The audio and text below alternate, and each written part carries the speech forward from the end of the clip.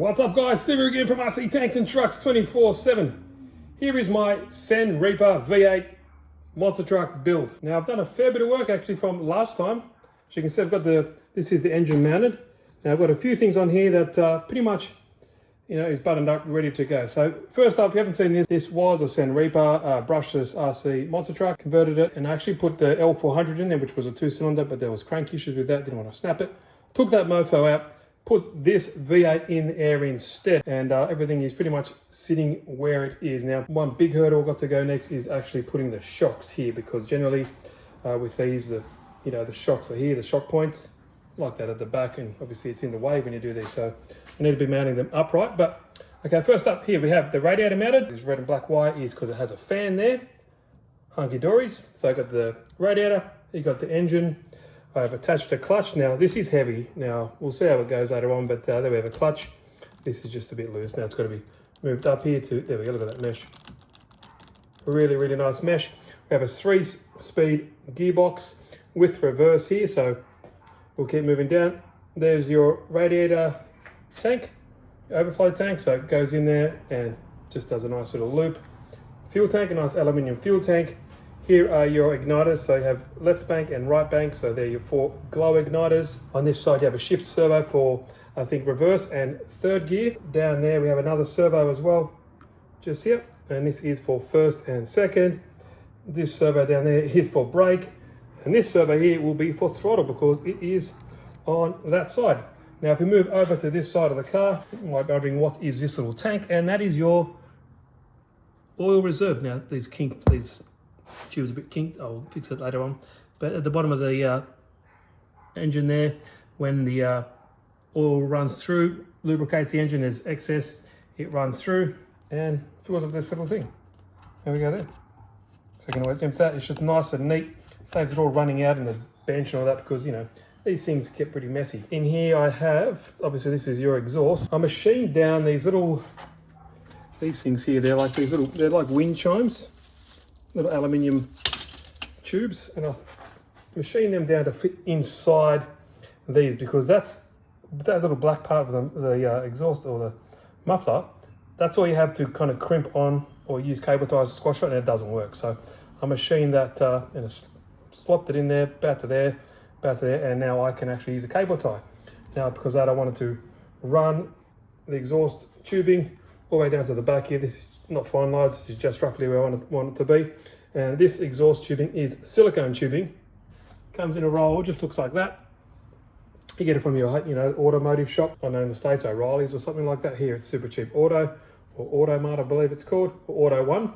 And yeah, it's high temp, takes super amounts of heat. I never had an issue with it. I've also added a momentary switch.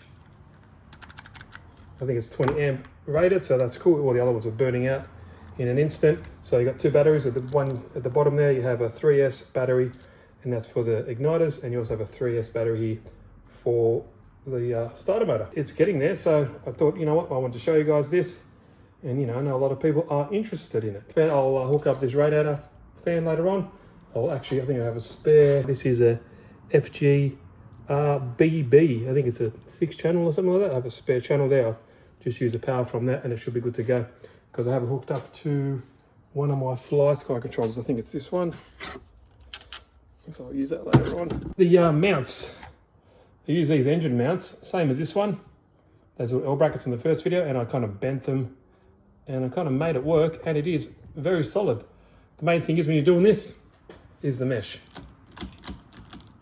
and so far so good. Next step on this big hurdle, get the suspension done, hook up a linkage here for the throttle. That's pretty damn easy, and hopefully get the supercharger for this, so it would sound sick. I'll turn it on for you guys just so you can hear. It's much quieter when you have this exhaust, and it'd be really cool when the supercharger's in. You'll be able to hear that whine heaps easier.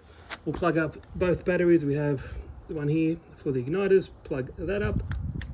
We have the one here for the starter motor, plug that up. Happy days. And yeah, push the button.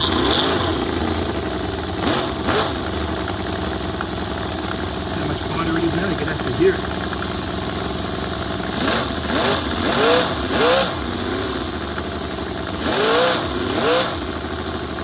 Heaps quieter.